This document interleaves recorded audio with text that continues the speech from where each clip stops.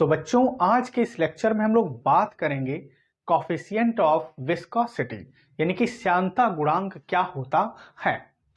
तो देखिए, श्यानता गुणांक जानने से पहले अगर आपने हमारा श्यान बल और श्यानता वाला लेक्चर नहीं देखा है तो आप उसे प्लेलिस्ट से या वीडियोस में जाकर के जरूर देखिएगा, तो ये आपको बहुत बेहतर समझ आएगा। उसमें हमने एक फिगर समझाया है बच्चा, उस फिगर को समझिएगा। हालांकि मैं यहां पर भी बताऊंगा, लेकिन अगर आप उसे देखेंगे तो ये और बेहतर समझ आएगा।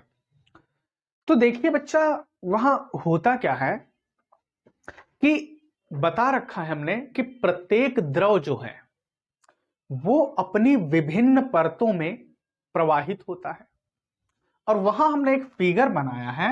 जैसे हमने कहा ये है वो द्रव की परतें, तो वहां पर बच्चा हमने ये 1 2 3 इस प्रकार से परतें ले रखी हैं और इनके वेग को दिखाया है।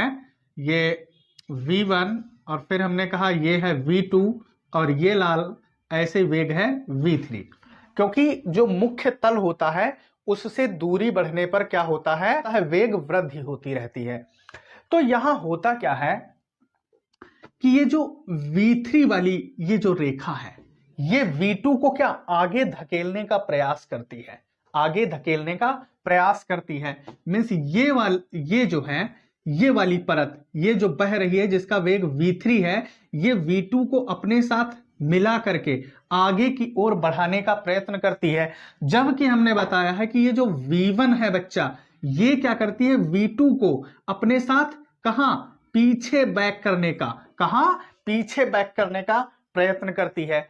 और इसका मतलब यहां पर क्या एक बल कार्य कर रहा है, इस बल को बच्चा कहते हैं श्यान बल। तो हम क्या कहेंगे कि कोई द्रव क्या है विभिन्न परतों में बहता है और इनकी परतों के मध्य क्या होता है एक बल कार्य करता है। ठीक है, ये जो बल होता है ये कौन सा श्यान बल बच्चा होता है, और ये श्यान बल जो होता है तो ये निम्न बातों पर डिपेंड करता है। तो वही हमने लिखा है कि ये देखो द्रव प्रवाहित हो रहा है, क्या लिखा है कि प्रवाहित होने वाले द्रव पर लगने वाला श्यान बल।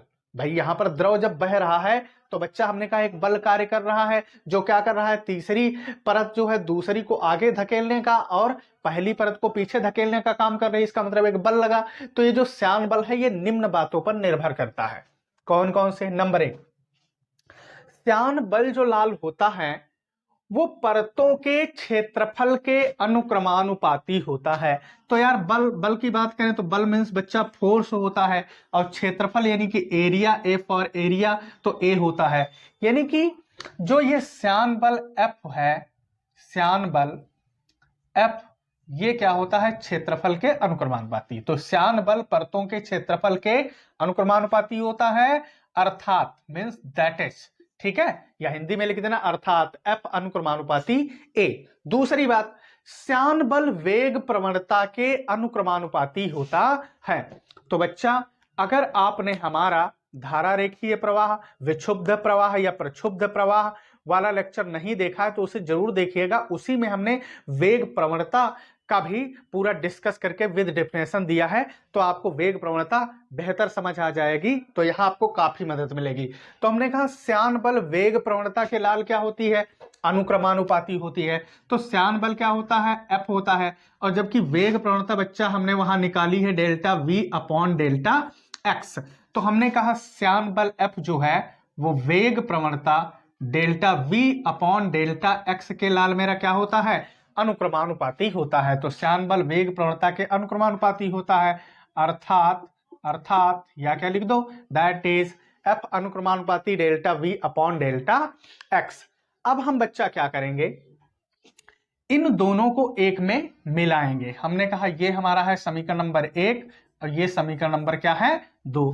तो हम यहां से क्या कहेंगे फ्रॉम इक्वेशन 1 एंड 2, या लिखो समीकरण 1 और 2 से। तो समीकरण 1 और 2 को एक में मिलाओ तो आप कहेंगे कि एफ अनुक्रमानुपाती, देखिए बच्चा क्या हो जाएगा, ये हो जाएगा A delta V upon delta X. अब जैसा कि हम जानते हैं जैसे ही अनुक्रमानुपाती हटाएंगे कुछ न कुछ नियतांक को बीच में बराबर लाएंगे। तो बच्चा हम इसी को आगे से कह सकते हैं क्या कि यही हो जाएगा F बराबर क्या हो जाएगा, ईटा। ईटा क्या है यहाँ, श्यानता गुणांक बराबर F बराबर ईटा, और बच्चा क्या हो जाएगा delta V upon delta X।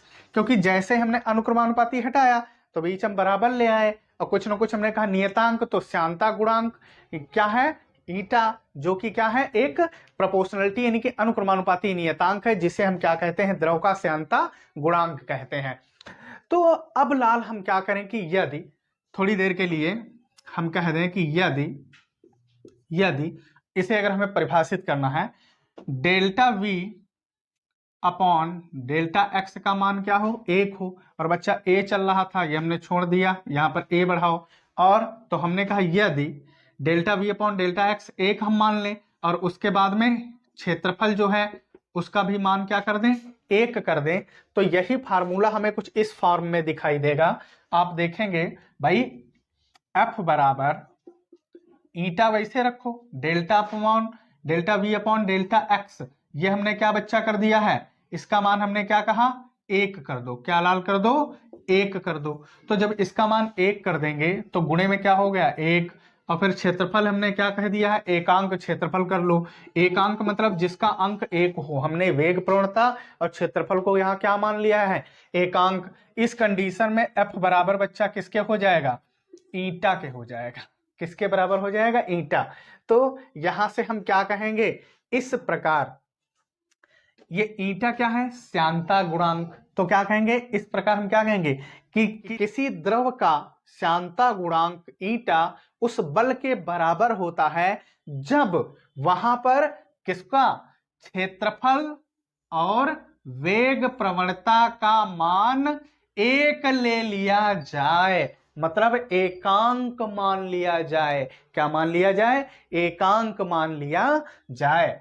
तो वही बच्चा हमने लिख रखा है क्या कि इस प्रकार, अब इसके बाद इस प्रकार किसी द्रव का श्यानता गुणांक उस श्यान बल के बराबर होता है, जबकि हमने क्या कहा, द्रवों की परतों का क्षेत्रफल क्या ले लिया जाए, एकांक, यानी कि ए का मान 1, और वेग प्रवणता भी क्या हो, यानी कि delta V upon delta x का मान भी बच्चा क्या कर दिया जाए, एकांक हो। तो क्या परिभाषा बनी कि श्यानता गुणांक ईटा उस बल के बराबर होता है जब क्षेत्रफल और वेग प्रवणता का मान एकांक कर दिया जाए।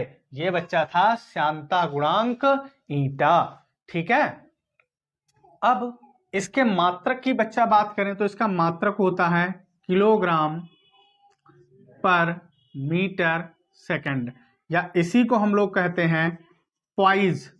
क्या लाल कहते हैं, पॉइज कहते हैं। तो अगर इसका बच्चा आपको वही नोट्स बनाना है तो आपको बताए श्यानता गुणांक हेडिंग डाल देना, और ये सब ऐसे लिखते चले आना। ठीक, ये लिखना, फिर समीकरण 1 और 2 से ये लिखते लास्ट तक चले आना, फिर उसके बाद में डेफिनेशन लिख देना, और बस ये आपका नोट्स बन जाएगा। तो अगर स्क्रीनशॉट लेना चाहें तो आप ले लीजिए। और बच्चों, हम आशा करते हैं कि हमारा वीडियो आपको पसंद आया होगा। अगर हमारा वीडियो आपको देखिए पसंद आया तो वीडियो को भाई लाइक करिए, शेयर करिए, चैनल को सब्सक्राइब करिए। और आज के इस लेक्चर में बस इतना ही, मिलते हैं अगले लेक्चर में। धन्यवाद।